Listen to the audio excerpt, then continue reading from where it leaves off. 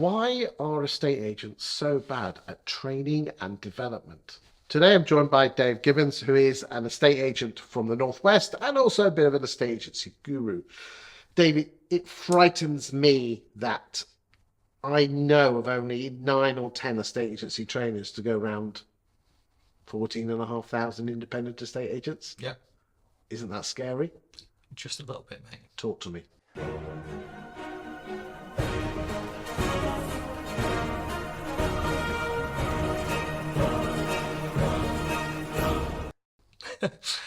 It is. Okay, so when it comes to training, I'm gonna go back here again to one of the topics that we've spoke about previous, Chris.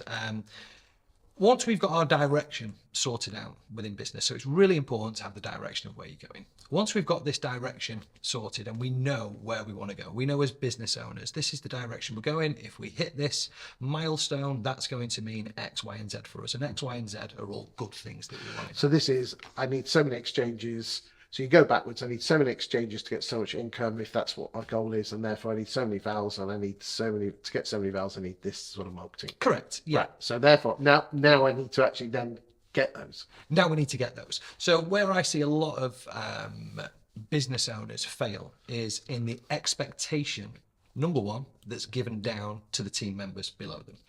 So when we get listers on, for argument's sake, and we give them a target, what does that target really mean? And is it really expected that they've got to hit that? What number is it that you hit where you can't work here no more? What's the good side and what's the bad side? I think it's really important to let the team members know. Also, I think it's really important to let the team members it's not necessarily about training, Chris. It's about empowering your team. So training's great. We can send them off to a hotel in London for a couple of days. Great training experience. They're going to come back with a couple of pads, maybe a bit of a sore head, some great feelings of meeting other agents, and then nothing happens. We've seen it tons and tons and tons of time. Hey, at least it's been on a training course. They've been on a training course, yeah. But did they learn anything? 9 times out of 10, probably not. And the reason why they haven't learned it is because it's just not that important to them. If we want our team members to experience the feeling, the high winds of the wins as an owner and the losses of the losses of an owner, we've got to put them in that.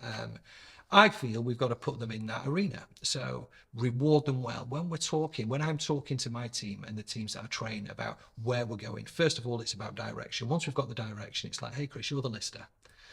Within this area, we've looked at this, you've agreed that the destination we're going to is great. If we hit the targets on the destination, that's going to mean this to you. And we've figured out that that is a great milestone for you because it allows you to move from your 2-bed terrace to your 3-bed semi or whatever else that means. So we've all agreed that this is the direction we're going in. Now we've got to look at what the expectation is.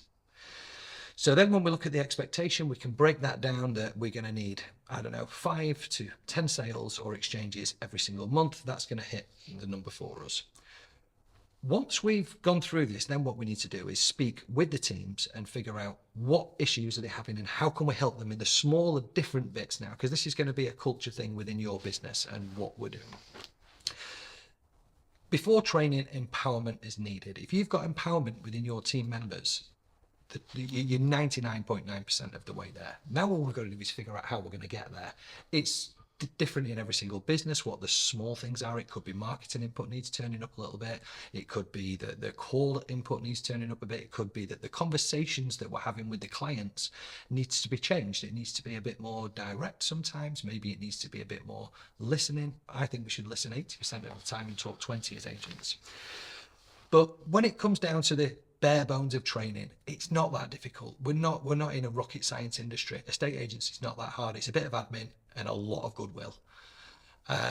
So more than anything, why we're so bad at training, to answer the question, to come back to the beginning bit, number one, we don't really know where we're going. Number two, we're too scared of letting the people below us do anything because we don't trust that they're going to be able to do it. Is that why you said you need empowerment for training and development to work? Are you saying that we probably send them on training and development because we're not empowering them, allowing them to 100%. fail, or give input and take responsibility? It's just basically a jolly and a few sandwiches. pretty much from what I see. Now, not 100% of the time. I work on an 80-20 rule. If you've ever heard any of my content, I always go back to it. But I would say 80% of the people that go to these training courses come out with absolutely nothing. And it's the empowerment they need, the reason why they're there. They'll pick up that phone and make much better phone calls if they've got a reason to do it. So really, it all comes down to the boss. It does. And the culture. Not necessarily the boss, the culture of the environment they work in. Yes, but the culture's driven by the boss. Until he leaves. But that's a different story. There'll be if the boss is in such a great position that he or she can leave, that's brilliant. Of course. But we are putting the cart before the horse there. Yes, we are. But it's eventually, for me, it leads to the place where you don't need to be there. We want self-managed teams. We want teams that are empowered to go on a direction with us, not for us. When people are having to do things for you, you're always gonna get 50% input or output from the team members. If these guys are empowered, you don't need to do anything with them. They're next to you, side by side, as you're walking along this way. Because they're looking for a leader to guide and support them. Correct. To help them improve and be better human beings. Correct. Yes. And ultimately, that's where, this leadership versus management thing, this is the encapsulation of all this, isn't it? It is. Break it down. It boils down. It's really simple. There's a really easy, simple blueprint to any successful business, and it pretty much follows the same. Well, it does. It follows exactly the same lines.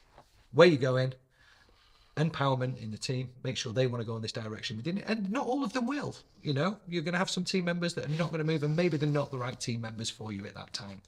But you're going to have to establish that and figure it out. And what you want is a team of people who are going to fight with you along this journey, regardless of what comes out on the side roads. Because there's going to be some bumps in this road. And we need team members that we can rely on. When I'm not there, if I'm off ill, I know that Barry, Gary, Dave, Claire, and Jordan has got the back. Thank you for your time today, Dave. You're welcome.